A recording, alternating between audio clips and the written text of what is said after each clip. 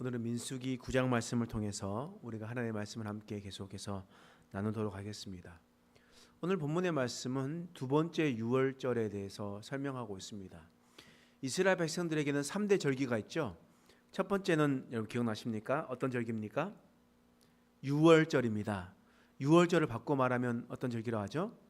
유월절이라는 무교절입니다. 무교병을 먹기 때문에 누룩이 들어가 있지 않는 빵을 먹기 때문에 무교절이라고 합니다. 두 번째 절기는 뭡니까? 두 번째 절기는 그렇죠. 77절. 6월절로부터 시작해서 7 안식일이 지난 날. 그것이 바로 77절. 그래서 177에 49고 그 다음 날이니까 며칠이죠? 50일이 되죠. 50일이 되기 때문에 열순자를 사용해서 오순절 이렇게 사용했습니다.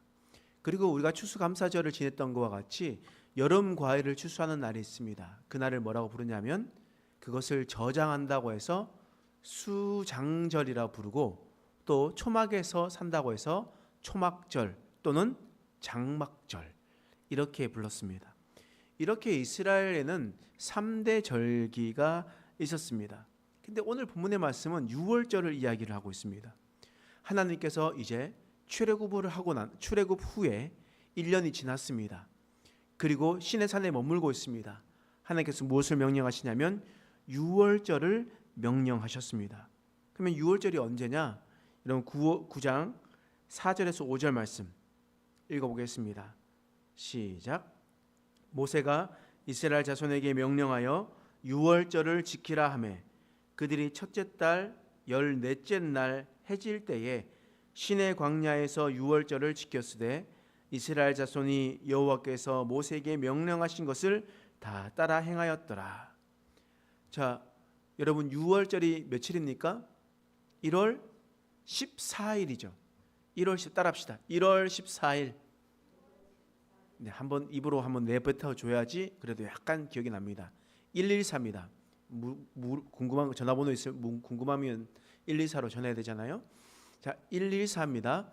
6월절이 1월 14일인데요. 그때 6월절을 지킵니다. 그리고 그 다음부터 15일부터 일주일 동안은 무교절로 지냅니다.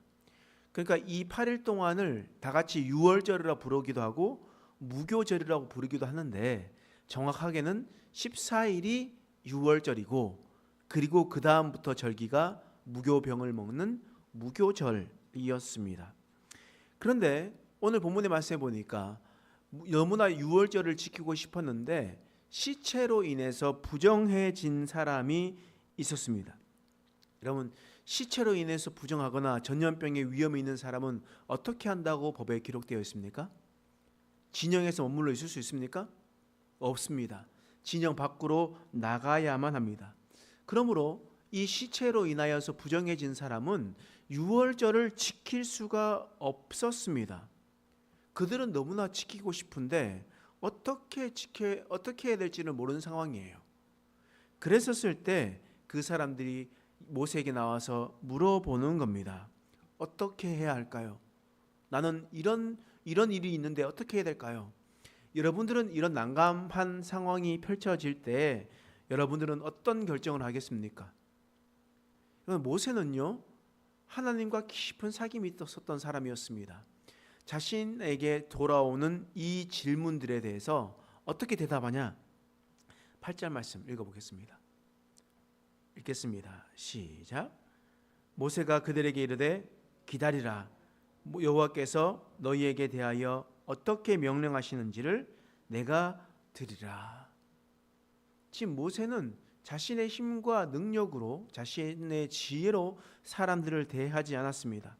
사람들이 난감한 질문을 했었을 때 그 문제를 빨리 해결해 주고 싶고, 또한 질문한 사람도 빨리 해결을 받고 싶었지만 모세는 기다리라고 말했습니다. 그리고 하나님께서 말씀하실 때까지 기다리고 내가 그것을 듣고 난 다음에 너에게 알려주겠다. 내가 응답을 받으면 그때야 알려주겠다라고 말씀하고 있습니다. 여러분, 이처럼 모세와 같은 우리에게는 지혜로움이 있어야 됩니다. 내에게 다가오는 질문들, 나에게 다가오는 어려움들, 그런 모든 것들을 그냥 즉각적으로 대답하는 것보다 우리는 하나님 앞에 먼저 가지고 나가고 하나님께서 나에게 무엇을 명령하시는지를 그것에 따라서 우리는 결정하며 나아가야 되는 겁니다. 하나님께서 어떤 지혜로운 말씀을 주셨을까요? 10절과 11절 말씀입니다. 읽어보겠습니다. 시작. 이스라엘 자손에게 말하여 이르라. 너희나 너희 후손 중에 시체로 말미암아 부정하게 되든지 먼 여행 중에 있다 할지라도 다 여호와 앞에 마땅히 유월절을 지키되 둘째 달 14째 날에 해질 때에 그것을 지켜서 어린 양의 무교병과 쓴나물 아울러 먹을 것이요. 하나님께서 뭐라고 말씀하셨습니까? 1월 14일 날 지키지 못하는 사람은 언제 지키라고요? 2월 14일 발렌타인데이 때 지키라고 이야기를 했던 거예요. 그러니까 한 달 뒤에 깨끗해지면 와서 그것에 대해서 하나님 앞에 꼭 그 절기를 지키라라고 이야기하는 겁니다. 너에게 부정하게 시체로 인해서 부정한 사람도 있을 것이요. 그리고 여행 중에서 너희가 멀리 떠나서 그리고 또한 정결하지 못해서 너희가 지키지 못한 사람이 있을진데 너희는 2월 14일에 지켜라라고 이야기를 했습니다. 여러분, 이렇게 하나님께서 말씀을 하시고 율법으로 정해놨기 때문에 왕들의 이야기 속에서도 이런 유월절 아닌 두 번째 유월절을 지키는 장면들이 나오는 겁니다. 여러분, 이스라엘에서 남유다 왕들 중에서 착한 왕, 선한 왕이라고 하면 여러분 어떤 왕이 혹시 기억나십니까? 역시 뭐 성경을 많이 읽었습니다. 저는 막 솔로몬 막 이렇게 나올 줄 알았는데 그게 아니라 이렇게 여러 가지 말씀이 나오시는데요. 오늘 말씀하고 싶은 것은 히스기야라는 왕이 있습니다. 여러분 한 번쯤은 들어보셨죠? 히스기야 왕은 아하스 왕의 아들이었습니다. 근데 아하스 왕은 우리가 잘 알다시피 이스라엘 중에 정말 악한 왕 중에 한 명이었어요. 그의 업적은 성경에서도 고스란히 기록되어 있는데 그 악한 왕 아하스는 하나님을 섬기지 않고 다른 신들을 섬기며 나갔습니다. 그때 그 시절에 가장 강력했었던 왕 아시리아의 왕을 섬기면서 아시리아가 섬기는 1월 성신, 그러니까 해와 달과 별의 신을 섬기면서 살아갔었던 사람이었는데 이 아하스가 바로 이 아시리아의 1월 성신의 제단을 예루살렘 하나님의 여호와의 성전에 세워버렸습니다. 그 제단을 똑같이 만들어 와가지고 그것을 보고 똑같이 세워버렸습니다. 그렇기 때문에 하나님은 이 아하스 왕을 너무나 악한 왕이다, 하나님을 섬겨야 될 여호와의 성전에서 다른 신들의 우상들을 세우고 또한 그곳에서 제단을 세워서 제사하는 행위들을 했었기 때문입니다. 이 히스기야는 아버지의 모습을 보면서 나는 절대 저렇게 하지 말아야겠다 라고 하고 난 후에 히스기야가 왕이 되고 난 다음에 그가 했었던 일은 바로 여호와의 전의 문을 열고 수리하는 일을 했습니다. 그러니까 아하스 왕 때 얼마나 많이 그 문이 닫혀 있었으면, 오랫동안 닫혀 있었으면 이제 그제서야 히스기야 왕 때의 문을 열고 여호와의 성전을 청소하게 되었습니다. 더러워졌었던, 우상으로 말미암아 더러워졌었던 여호와의 전을 성결하게 합니다. 그것이 역대하 29장에 보니까 1월 11일부터 1월 16일에 마쳤던 겁니다. 여러분, 그러면 이제 알겠죠? 어떤 게 걸립니까? 1월 1일부터 1월 16일까지 성전을 청소했어요. 그러면 어떻게 돼요? 무엇을 어겼어요? 유월절을 지키지 못했잖아요. 그렇죠. 1월 14일 114 때 유월절을 지켜야 되는데 그것을 지키지 못했습니다. 그래서 하나님의 법대로 언제 지킵니까? 그 다음 달 2월 14일 날 지키는 거예요. 그래서 역대하 30장 15절의 말씀에 보면 이런 말씀이 기록되어 있습니다. 제가 한번 읽어드릴게요. 둘째 달 14째 날에 유월절 양을 잡으니 제사장과 레위 사람이 부끄러워하여 성결하게 하고 번제물을 가지고 여호와의 전에 이르러. 이렇게 이야기를 하고 있습니다. 여러분, 2월 14일 날 유월절 양을 잡으니까 제사장과 레위 사람이 부끄러워했대요. 왜 부끄러워했겠습니까? 이전까지는 아하스 왕 때까지는 유월절을 지키지 않고 그 전에도 지키지 않았었는데 히스기야 때에 1월 1일부터 성전을 청소하고 1월 16일을 마치니까 유월절을 지키지 못해서 율법대로 그 다음 달인 2월 14일 날 지키고 제물을 잡으니까 레위인과 제사장들이 민망한 겁니다. 부끄러웠던 거죠. 그러면서 하나님 앞에 제사를 지르게 되었다. 우리가 만약 민수기에 나와 있었던 이 둘째 이 유월절에 대해서 정확하게 알지 못했다면 우리 역다하에 나왔었던 히스기야의 유월절을 지키는 장면을 우리는 이해할 수 없었을 겁니다. 그냥 유월절을 지키는 거구나라고 생각하고 넘어갔을 겁니다. 그런데 하나님께서 이미 말씀해 주신 대로 그렇게 지켰다는 거예요. 그런데 히스기야 이전에도 그렇게 지킨 적이 없었다고 합니다. 그러니 얼마나 오랫동안 하나님의 유월절, 하나님의 절기를 지키지 못했다라는 것을 또한 우리는 너무나 잘 알고 있지 않겠습니까? 우리는 이것을 잘 기억해야 됩니다. 또한 하나님께서 그 다음번에 이제 길을 안내할 구름에 대해서 설명해 주고 있습니다. 이스라엘 백성들이 지금 어디에 머무르고 있습니까? 시내산에서 머물고 있습니다. 그리고 이제 어디로 향하여 가야 됩니까? 약속의 땅 가나안 땅으로 가야 됩니다. 근데 이스라엘 사람들은 노예로 400년 동안 살았고 광야에 머물러 있단 말이에요. 그리고 광야로 가려고 하니까 길이 어딘 줄도 정확하게 알 수가 없었습니다. 그래서 하나님께서 어떤 것을 인도하셨냐? 바로 구름 기둥과 불 기둥을 보여주시고 그것으로 통해서 인도해 주셨다라는 거예요.